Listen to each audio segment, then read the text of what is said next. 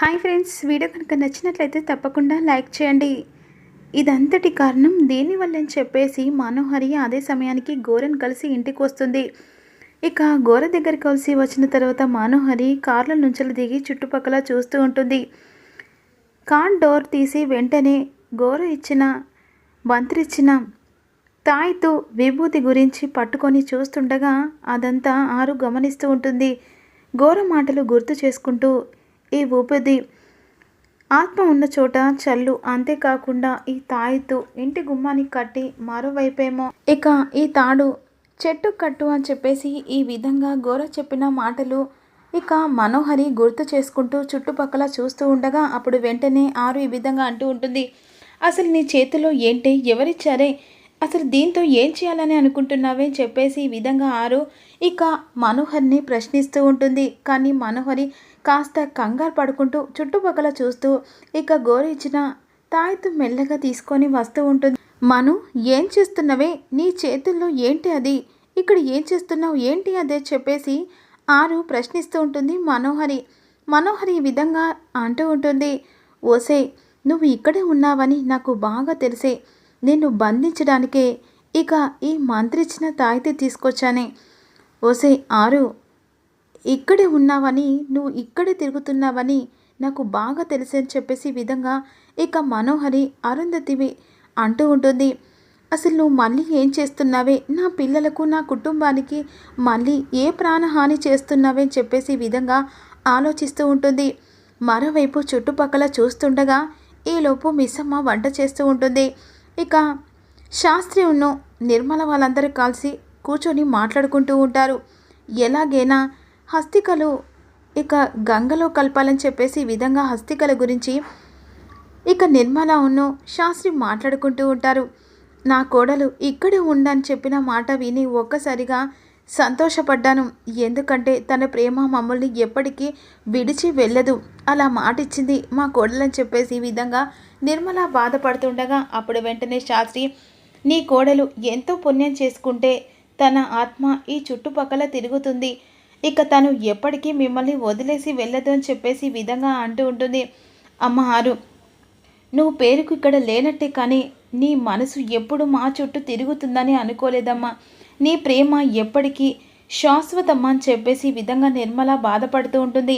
ఈలోపు మనోహరి చుట్టుపక్కల చూసి విభూతి చుట్టూ ఆరున్న ప్రదేశంలో చల్లుతూ ఉంటుంది. ఇక తాయితూ చుట్టుపక్కల చూసి ఒక చెట్టుకు ఇక ఇచ్చిన అది కట్టిన తర్వాత గుమ్మానికి తాయితు కట్టడానికి వెళ్తూ ఉండగా ఇక మరోవైపు ఆరుకు ఏదో తెలియని భయం, ఆందోళన కలుగుతూ ఉంటుంది. అసలు ఏం చేస్తున్నవే, నాకు ఏదో జరిగిపోతుంది, లేదు ఈ మనోహరి నన్ను ఏదో బంధించడానికి ఆ గోరతో చేతులు కలిపి ఏదో చేస్తుంది. ఇప్పుడు కనుక నేను బయటికి వెళ్ళాలనుకో నా పిల్లల్ని నా కుటుంబాన్ని నేను కాపాడుకోలేనని చెప్పేసి వెంటనే ఇక ఆరు ఉన్న ప్రదేశంలో అలా గోరిచ్చిన విభూతి చల్లుతుంటుంది కదా, ఇంట్లోకి పరుగులు తీసుకొని వస్తూ ఉంటుంది, ఇంట్లో ఉంటుంది.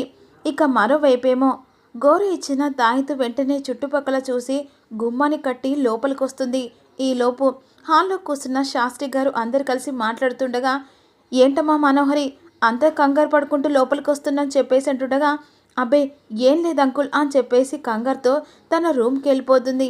ఎవరు అని చెప్పేసి శాస్త్రి అడుగుతుండగా, నేను ముందు చెప్పాను కదా, నా కొడుకు కావలసిన భార్య తినే, అనుకోని కారణం వల్ల మిస్సమ్మ ఇంటి కోడలైందని చెప్పేసి ఈ విధంగా అంటూ ఉంటారు. శాస్త్రి గారు మనోహర్ని విచిత్రంగా చూస్తూ ఉంటారు. ఏదో జరుగుతుంది, ఏదో జరగబోతుంది, కానీ నాకు అంతు చిక్కట్లేదని చెప్పేసి ఆలోచిస్తూ ఉంటారు. ఇక మరోవైపు అరుంధతి బయటికి వెళ్ళాలని చెప్పేసి కాలు పెడుతుండగా ఒక్కసారిగా ఇక అలా మంటలు వస్తూ ఉంటాయి ఎగిసిపడ్డట్టుగా. ఏంటి ఇలా జరుగుతుంది, అసలు ఈ మనోహరి ఏం చేసిందని చెప్పేసి గుమ్మానికి ఉన్న తాయితం చూస్తుంది. ఒక్కసారిగా షాక్ అయిపోతుంది. అంటే ఇది ఏదో చేస్తుంది, నా కుటుంబాన్ని నా పిల్లల్ని ఇక మిస్సమ్మను ఏదో చేయబోతుంది, మళ్ళీ ఇది ఏదో కుట్ర చేస్తుంది నేను అనుకుంటూనే ఉన్నాను చెప్పేసి ఈ విధంగా ఆలోచిస్తూ ఉంటుంది. ఈ నిజం ఎలాగైనా ఈయనకి చెప్పాలి, లేకుంటే దీన్ని ఏదైనా చేసేయగలదు, ఆఖరికి మిస్సమ్మను కూడా చంపే ప్రయత్నం కూడా చేస్తుంది. ఎలాగైనా ఈ మనోహరి నిజస్వరూపం ఇక ఎలాగైనా చెప్పాలి, ఎందుకు ఎలా చెప్పాలి ఎలా అని చెప్పేసి ఆలోచిస్తూ కంగారు పడుతుండగా ఇక వెంటనే అమ్ము ఆత్మలోకి వెళ్ళిపోతుంది. ఆరు ఆత్మ అమ్ములోకి చేరిపోతుంది.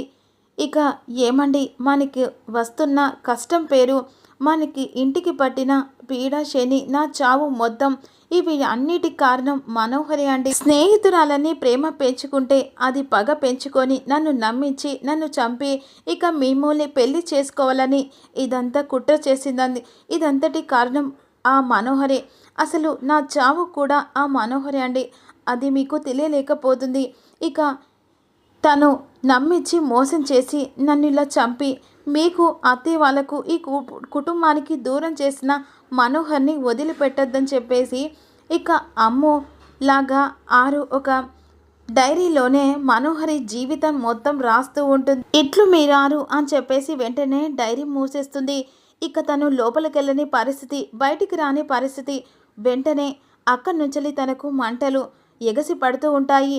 ఇక ఈలోపు ఆరు అనుకుంటూ ఉంటుంది, ఎలాగైనా మనోహరి కుట్ర డైరీలో రాసి పెట్టాను, దేవుడా మా ఆయన కంటుపడేలా చెయ్యి అని చెప్పేసి ఈ విధంగా ఆరు మనసులో దేవుణ్ణి కోరుకుంటూ ఉంటుంది. ఈలోపు మనోహరి ఆలోచిస్తూ ఉంటుంది, ఇక గోరిచ్చిన తాయితు గుమ్మానికి కట్టాను, ఎలాగైనా ఆరు లోపలికి వచ్చే అవకాశం ఉండదు. ఈలోపు అమర్ రూమ్ను చెక్ చేస్తే 6 అస్థికలు నాకు కనబడతాయి. అప్పుడు ఆ అస్థికలు తీసుకెళ్ళి గోర చేతిలో పెట్టొచ్చని చెప్పేసి ఈ విధంగా ఆలోచిస్తూ ఇక అమర్ రూమ్లోకి వస్తూ ఉంటుంది. మరోవైపు బాగి కాస్త పిల్లలు ఏం చేస్తున్నారని చెప్పేసి ఇక అలా మిసమ కూడా పైకి వస్తూ ఉంటుంది.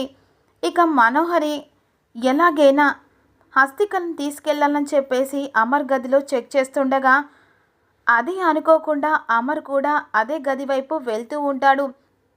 అప్పుడు పిల్లల గదిలో ఒక డైరీ ఉంటుంది కదా, ఆ డైరీ ఆరు రాస్తుంది. ఆ డైరీ గాలితో ఇక పేపర్స్ అన్నీ పేజీలన్నీ అలా కొట్టుమిట్టాడుతూ ఉంటాయి.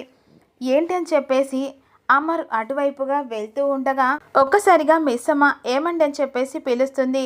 ఏంటి మిస్సమ్మ అని చెప్పేసి ఈ విధంగా అమరు అక్కడే ఆగిపోతాడు. శాస్త్రి గారు పిలుస్తున్నారు, రేపు హస్తికలు గంగలో కలపాలని చెప్పేసి అత్తయ్య వాళ్ళు మాట్లాడుకుంటున్నారు. ఆ విషయం మాట్లాడడానికి మిమ్మల్ని అత్తయ్య మామయ్య పిలుస్తున్నారండి. సరే నేను వెళ్తాను, పిల్లల్ని తీసుకొని కిందికి రా అని చెప్పేసి మిస్సమ్మకు చెప్పి అమర్ కిందికి వెళ్ళిన తర్వాత పిల్లలని చెప్పేసి లోపలికి వస్తుంది మిస్సమ్మ. డైరీ మాత్రం పేజెస్ గాలిలో ఎగురుతూ ఉండగా ఏంటి డైరీ, పిల్లలు చదువుకున్నారే, ఇక బుక్స్ ఇలా పడేసుకున్నని చెప్పేసి బుక్స్ సర్దుతూ ఉంటుంది మిస్సమ్మ. ఇక డైరీలో పేజీలో అలా గాల్లో అటు ఇటు తిరుగుతుండగా ఒక్కసారిగా ఏంటిది డైరీలా ఉందే, అమ్ముదా మరి ఎవరిది అని చెప్పేసి అందులో అరుంధతి అని చెప్పేసి పేరు కనబడుతుంది. ఏంటని చెప్పేసి డైరీ ఓపెన్ చేసి చూస్తుండగా మనోహరి కుట్రలు మొత్తం మిస్సమ్మ ఒక్కొక్కటి చదువుతూ ఉంటుంది.